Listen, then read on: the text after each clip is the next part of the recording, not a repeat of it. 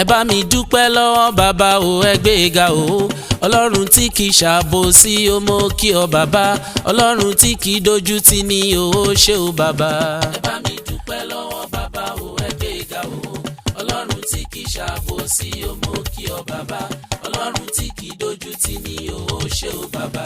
ẹ bá mi dúpẹ́ lọ́wọ́ bàbá alágbàwí ẹ̀dá. Ọlọ́run sọ títóbi rẹ̀, mo kí ọ bàbá. Ọlọ́run tí kì í ṣàbòsí o, ṣé o bàbá. ẹ bá mi dúpẹ́ lọ́wọ́ bàbá o, ẹ gbé ga o. Ọlọ́run tí kì í ṣàbòsí o, mo kí ọ bàbá. Ọlọ́run tí kì í dojú tì ní o, ṣé o bàbá. títí ni ó máa yìn ọ́ ọba tó tóbi yéye, títí ni ó máa yìn ọ́ o ọba ẹ̀rù jẹ̀jẹ̀ ní gbogbo lẹ̀kílẹ̀. bírásà lọ lógún ọdún, ọjọ́ kan ṣoṣo lòtítọ́ ọba. wọ́n ti fi sílẹ̀ o, wọ́n ti fi sọ títóbi rẹ̀ lẹ̀. Prophet Babatunde Tirele o ti kú lọ́gbà ẹ̀wọ̀n. sọ títóbi rẹ̀ tí wọ́n lọ́mọ sọnù nínú ṣọ́ọ̀ṣì rẹ̀ nígboro Àkúrẹ́ lọ́jọ́sí. ìjọba ti tú sílẹ̀, wọ́n ní ó máa relé o, kò mọ́wọ́ mẹsẹ̀. Olúwa mi jẹ́wọ́ sọ títóbi rẹ̀ ní tòótọ́. ojú ti Sátánì, ojú wa ti èṣù àtàwọn ọmọ ogun rẹ̀ pátápátá. inú gbogbo ayé ló dùn, wọ́n ti ródòdó àtòótọ́. Olúwa ṣeun, Olúwa ṣeun, Olúwa ṣeun, Olúwa sì ṣeun ṣeun. Ọlọ́run mi ọba táyé rọ bí agogo, ègbè lẹ́yìn ẹni à ń dá lóró, ọba kọ̀mọ́tìkà lẹ́yìn. ológun dúdú, ológun dúdú, mo dúpẹ́ o. Ọlọ́run ó mọ̀ ṣe o. ó jẹ́ kí n gbèrè ìtìjú lórí sọ títóbi rẹ̀ nílùú Àkúrẹ́. Olúwa ó ṣe o. Olúwa ló ní dúró gbẹngbẹng lẹ́yìn rẹ̀. iṣẹ́ ọmọ ènìyàn kọ́ rárá. ká wí pé mo dákẹ́ nígbà náà tí wọ́n sọ nǹkan kan ni. ṣé títí ayé ni sọ títóbi rẹ̀ bá kú sínú ọgbà ẹ̀wọ̀n? kò lè yé wọn, kò sì lè yé wọn. bólógun dúdú ti ń kéwì tiẹ̀, tólúwa mi ń fà mí sórí rẹ̀, kò lè yé wọn. mo kọrin bàbá Àjèṣà wípé kí wọ́n fi sílẹ̀, Olúwa mi gbà sí mi lẹ́nu. mo kọrin bàbá Àjèṣà mo gbogbo.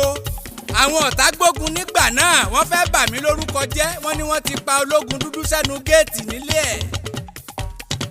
sọ títóbi rẹ̀, ìjọba ti tú sílẹ̀, ṣé ẹ ti gbọ́ àbẹ́ẹ̀ tí ì gbọ́?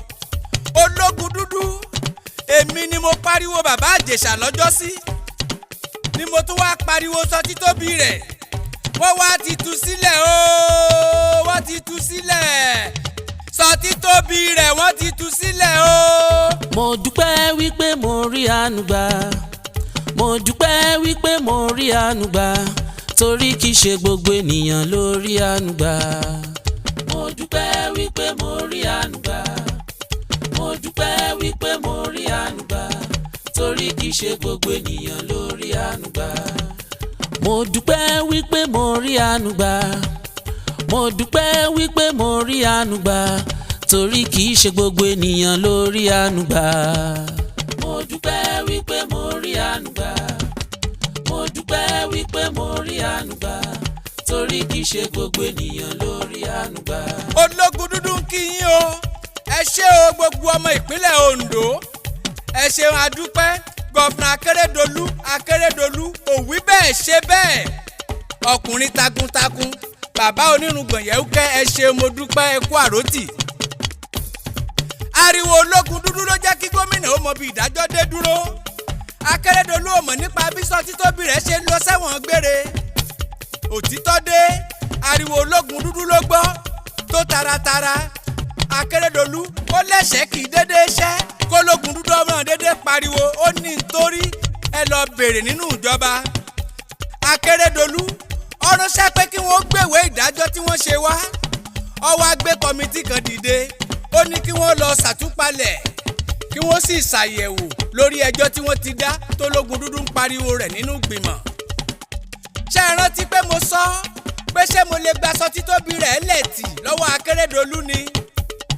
tó bá ti jòyè ìpínlẹ̀ Ondo, mo dúpẹ́ lọ́wọ́ yín, ẹ̀yin ẹgbẹ́ KANU, ẹ̀yin Christian Association of Nigeria tìpínlẹ̀ Ondo. inú mi dùn, ojú yín wá dojú ẹni arọ̀ lóyè.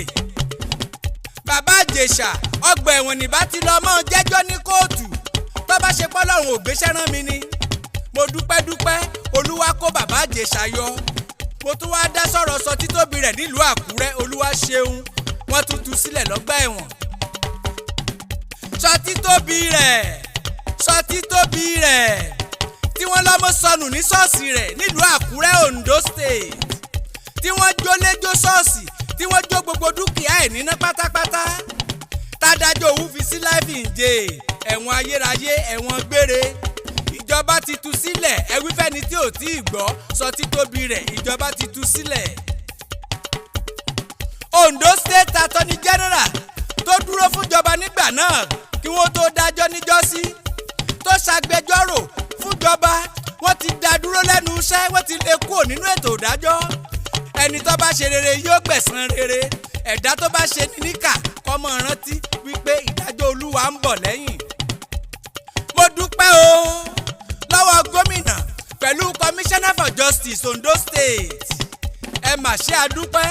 mo dúpẹ́ lọ́wọ́ gbogbo ilé ìgbìmọ̀ asòfin Ondo State House of Assembly mo dúpẹ́ o ọpẹ́ mi pọ̀.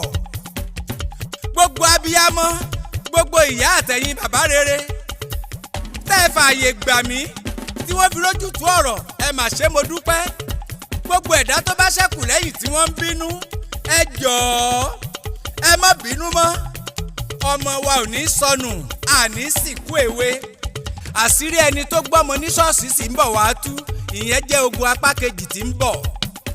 bàbá ti ṣèlérí ìyẹn prophet sọ títóbi rẹ̀ ó ti pinnu pé ẹ̀ṣẹ̀ àìmọ̀dí ìjìyà àìmọ̀dí tóun jẹ nínú ọgbà ẹ̀wọ̀n tó ṣe pé jẹ́jọ́ òun lòun dúró tí wọ́n wá lọ dìtẹ̀ láti baṣẹ́ Olódùmarè jẹ́.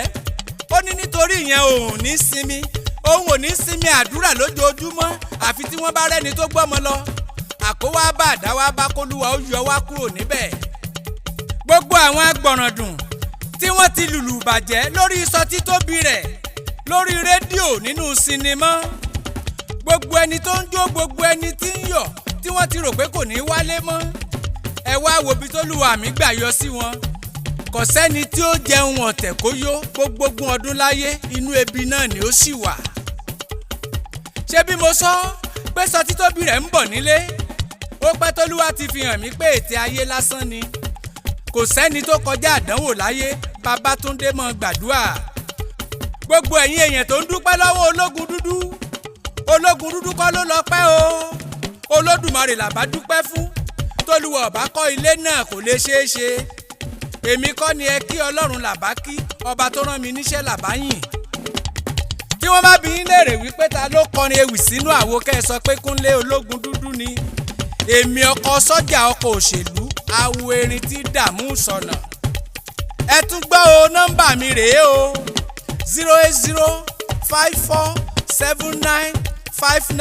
08054795965.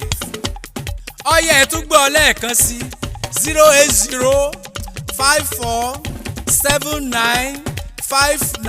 08054795965. lórí sọ títóbi rẹ̀ ọ̀rọ̀ ò tí ì tán ológun dúdú tó ń padà bọ̀. mo dúpẹ́ wípé mo rí àánú gbà mo dúpẹ́ wípé mo rí àánú gbà torí kìí ṣe gbogbo ènìyàn ló rí àánú gbà. mo dúpẹ́ wípé mo rí àánú gbà mo dúpẹ́ wípé mo rí àánú gbà torí kìí ṣe gbogbo ènìyàn ló rí àánú gbà. mo dúpẹ́ wípé mo rí àánú gbà mo dúpẹ́ wípé mo rí àánú gbà torí kìí ṣe gbogbo ènìyàn ló rí àánú gbà. mo dúpẹ́ wípé mo rí àánú gbà mo dúpẹ́ wípé mo rí àánú gbà torí kìí ṣe gbogbo ènìyàn ló rí àánú gbà.